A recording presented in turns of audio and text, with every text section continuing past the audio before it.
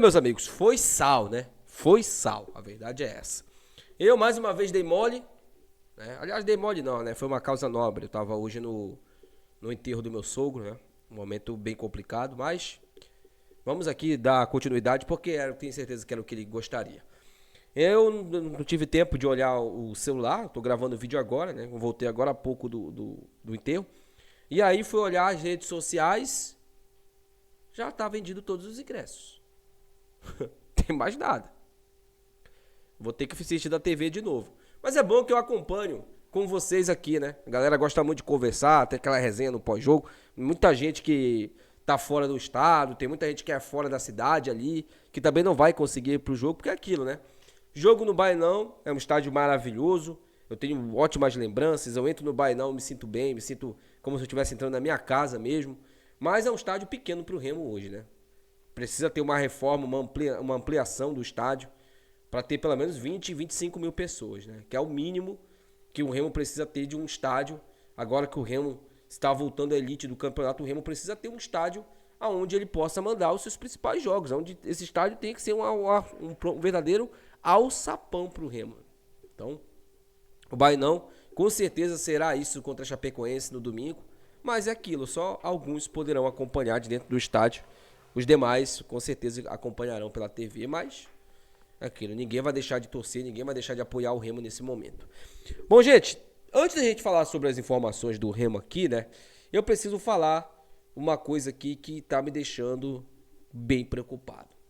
Atenção, senhor Ricardo Gluckpol, presidente da Federação Paraense de Futebol, vice-presidente da CBF, atenção, presidente Tonião e atenção, Marcos Braz. Eu não sei se vocês acompanharam, mas ontem nós tivemos um lance bem, eu diria bem suspeito, tá? Não vou ficar aqui falando que tentaram fazer isso, nada disso. Mas ontem tivemos uma expulsão clara para o Atlético Paranaense e que não foi dada. Aquilo ali não existe meio termo, é expulsão clara. Não se sabe se o Amazonas venceria o Atlético Paranaense, né? Até porque o mesmo Atlético ficou boa parte do jogo contra o Coritiba com um a mais e não conseguiu vencer. Mas o Atlético teria muita dificuldade para ganhar do Amazonas ontem. No jogo anterior, o Goiás foi beneficiado com um pênalti não marcado por Criciúma. Aonde eu quero chegar com isso? Esses clubes, eles já estão anos na Série A ou na Série B. Eles têm bastidores. Mas nós também temos. Nós temos o vice-presidente da Confederação Brasileira de Futebol, que é Gluckpol. Nós temos Marcos Braz, que é um cara que conhece muito de bastidor. E nós temos que agir nos bastidores. Então você quer que erre pro Remo? Não estou pedindo nada disso. O que eu quero é que seja justo. Se o clube do Remo perder o acesso dele, que seja dentro de campo. Que seja perdendo dentro de campo. Com falhas dos nossos jogadores. Não com interferência de arbitragem. Eu ficaria muito triste, muito chateado, sabendo que o meu time não vai subir para a Série A, porque tem árbitro safado que está roubando para outros clubes aí. E acontece. Não tente querer fazer a gente de tolo o que acontece. Não estou dizendo que esses jogos em específico aconteceu. Mas com certeza vão tentar dar uma forcinha para o Atlético Paranaense. Com certeza. E o Atlético Paranaense, com todo o respeito à agremiação, que é um clube gigantesco no futebol brasileiro. Eu queria ter pelo menos metade dos títulos que o Atlético Paranaense tem.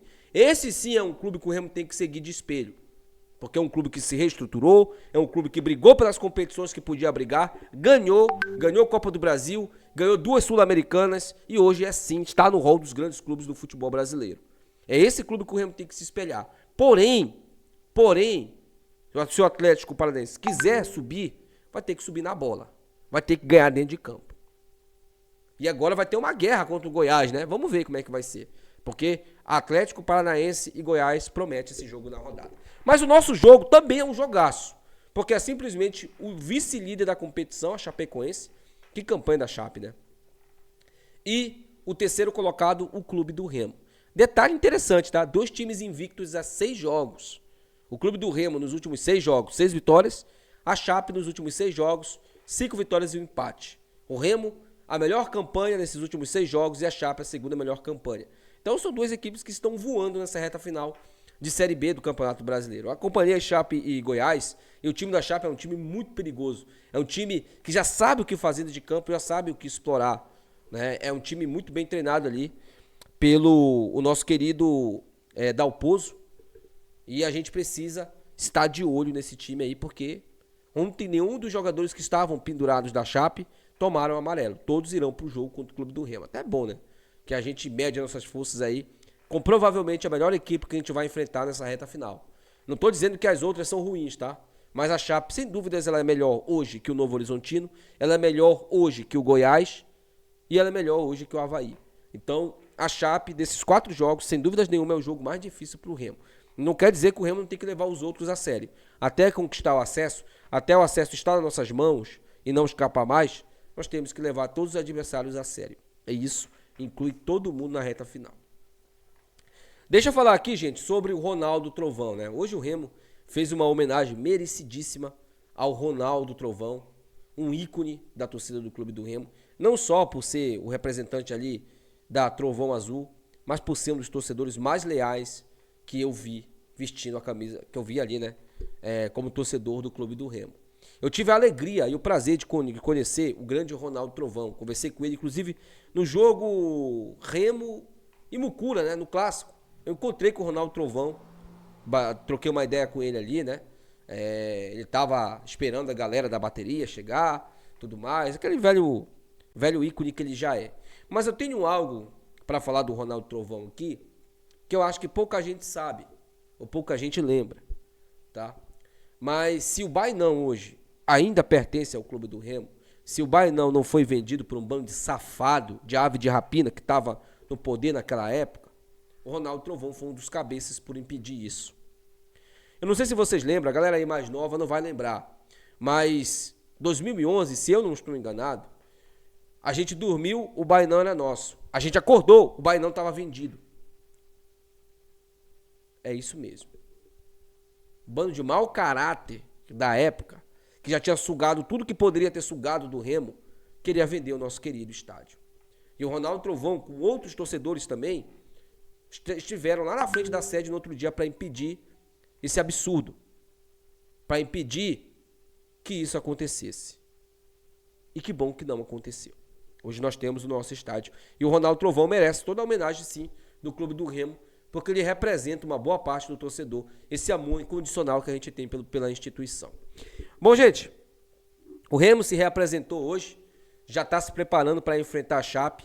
E uma coisa que eu gostaria aqui de falar referente a tudo isso. Daniel Paulista foi demitido do Sport. Não faz mais parte do Sport. O mesmo Daniel Paulista que deixou o Clube do Remo para ir treinar o Leão da Ilha. Deixa eu falar uma coisa aqui sobre o Daniel Paulista, que eu acho que é uma opinião impopular, tá? Mas o Daniel Paulista, na minha opinião, ele tem mais participação nesse acesso do Remo do que o treineiro. Isso é óbvio. Ele conquistou mais pontos que o treineiro em menos jogos. Se eu não me engano, o Daniel Paulista participou de 8 ou 9 jogos com o Clube do Remo na Série B, né? O treineiro participou de 15. Então, o Daniel Paulista, sim, tem uma participação muito grande nesse acesso do Remo. A maneira como ele saiu é uma maneira complicada. Ele tinha a idolatria, tinha o respeito, tudo aquilo que um treinador precisa em um clube de massa como o Clube do Remo para trabalhar. E ele já tinha isso no esporte. Ele largou tudo isso para ir para o esporte. E um detalhe interessante que eu posso aqui garantir para vocês é que o Daniel Paulista conseguiria o título da Série B do Campeonato Brasileiro com o Remo. Ele não só já teria garantido o acesso, como com certeza ele conseguiria o título. Sabe por quê, gente? É só você analisar o time que o Daniel Paulista tinha nas mãos e o trabalho que ele vinha fazendo. Imagina ele com o Hernandes, com o Nico, com o próprio Panagiotis,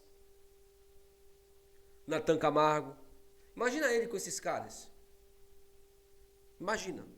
Então, eu não menosprezo o Daniel Paulista, não. Eu tenho certeza absoluta que ele ganharia esse título. E se o Guto chegar antes, o Guto também estaria na liderança. Porque são treinadores muito semelhantes. São treinadores estudiosos, são treinadores que entendem como jogar a Série B. E são treinadores muito, mas muito talentosos. Tanto o Guto quanto o Daniel Paulista. O Daniel Paulista, ele vai aprender que as escolhas, cada uma delas tem consequências. Infelizmente, ele fechou a porta no Remo para ele, provavelmente até o Tonhão passar o mandato. Não sei se o outro presidente vai seguir na mesma linha de raciocínio, mas não podemos apagar o Daniel Paulista da história do Remo. Ele ganhou um título de Campeonato Paraense que o Remo não ganhava há 2 anos, tá?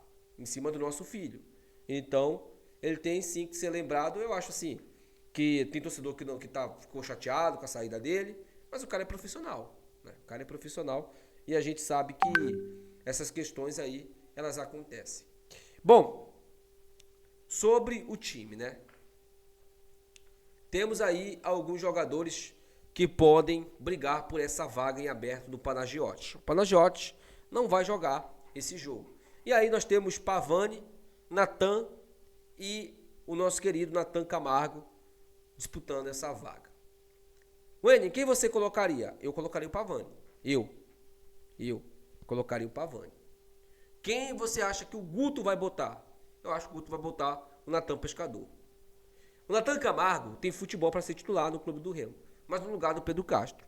Mas não acho que o Guto vai colocar ele de primeira, vai tirar o Pedro Castro e vai colocar ele de primeira. Provavelmente o Guto deve botar ele no decorrer do jogo. Se ele ir bem e não sentir nada, provavelmente no próximo jogo ele recupera já a posição dele. Que, sem dúvida nenhuma, o Natan Camargo ele consegue fazer a função melhor do que o Pedro Castro. Mas provavelmente esse meio de campo já está praticamente definido com o Pedro Castro e Caio Vinícius ali na meiuca, só esperando mais um companheiro que deve ser ali o Natan Pescador. Eu acho que não vai ter muito mistério referente a isso. Deixa aí nos comentários, quero saber a sua opinião, meu amigo torcedor. Eu muito obrigado, rapaziada, mais uma vez, por todas as mensagens que vocês mandaram aí pra mim esses dias. Não foi fácil, não tá sendo fácil na verdade, mas é o ciclo da vida, né, gente? Aquele filme do Rei Leão, ele é um filme que te dá uma mensagem muito importante do ciclo da vida, né? Você aproveitar cada momento com as pessoas que você gosta, porque aquele momento pode ser o último. Então é o ciclo sem fim. Deixa aí nos comentários. Até o próximo vídeo. Tchau.